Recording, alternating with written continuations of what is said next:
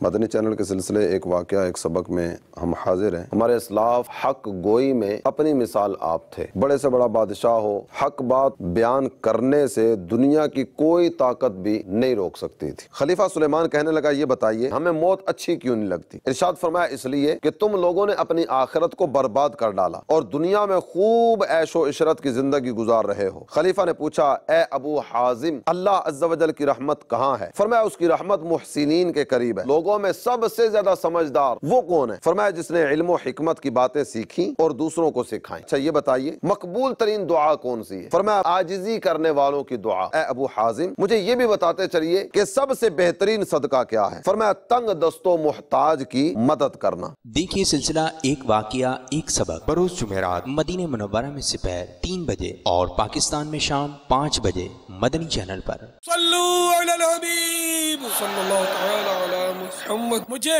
اپنی اور ساری دنیا کے لوگوں کی اصلاح کی کوشش کرنی ہے۔